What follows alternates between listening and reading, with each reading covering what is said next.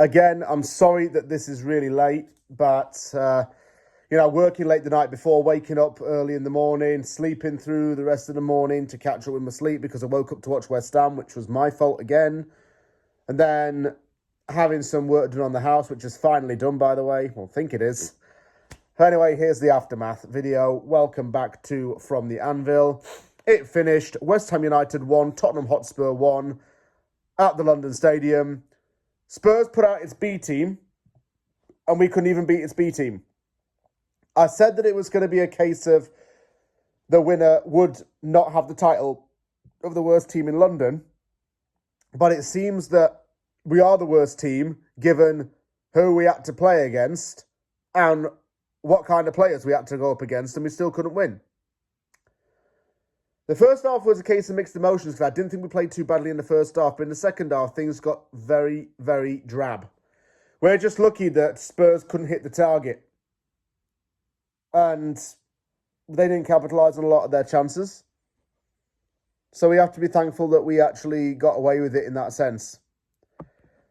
I'll go into the team lineups. Ariola was in goal. 5 at the back with Wan-Bissaka, Todibo, Kilman, Cresswell and Emerson. Souček and Paquetá made up the midfield. Bowen and Kudus were in the attack with Füllkrug as a lone striker. It surprised me that Ollie Scars didn't even make the bench. No youth players made the bench, which was baffling. Because they could have free hits. There wasn't even Lewis Orford on the bench. West Ham played pretty well until the defenders made a stupid mistake. Kilman didn't do enough to clear a ball and lost possession deep in West Ham's own half. The ball was passed on to Wilson Odobert, who fired home from inside West Ham's box. Kilman may be worth £40 million and he might be at West Ham on a 7-year contract, but he's one player that the jury is out on and one player that I think Potter's going to have to possibly look at.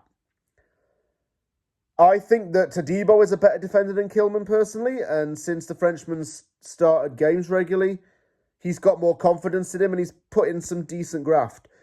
Kilman did kind of make up for his mistake later on in the game, but if he's going to become error-prone, he's no better than Mavropanos, in my opinion.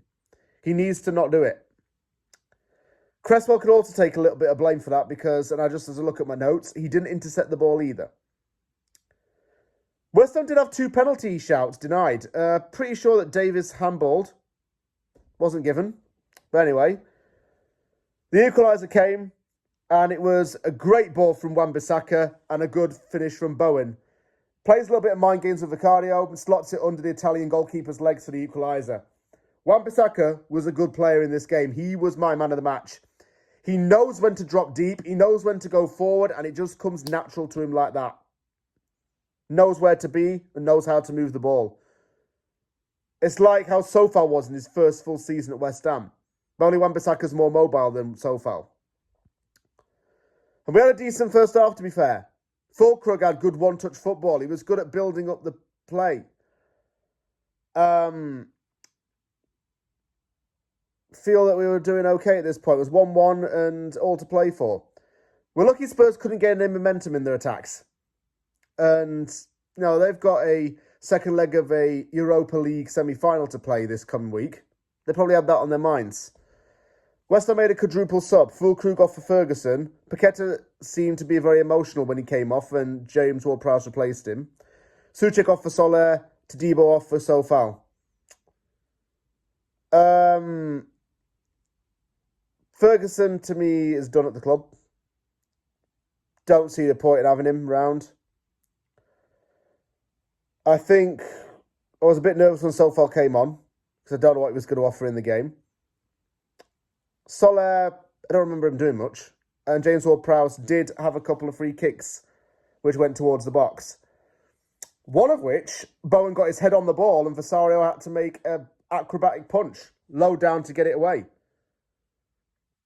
Cresswell then came off for Mavropanos, and then I was really worrying because I thought, dare Spurs to score right now.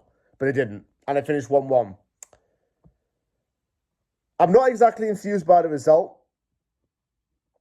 We are possibly worse than them. Not just because of positioning, but we are worse than them. And we only have 3 games to go now. So I only have to put it at West Ham for 270 more minutes and then I can enjoy my summer, hopefully. Yeah, thank you for the last few months, guys. Thank you for wasting my time, but, I haven't won a game since February. Thinking about it, and may the inconsistency continue, or not.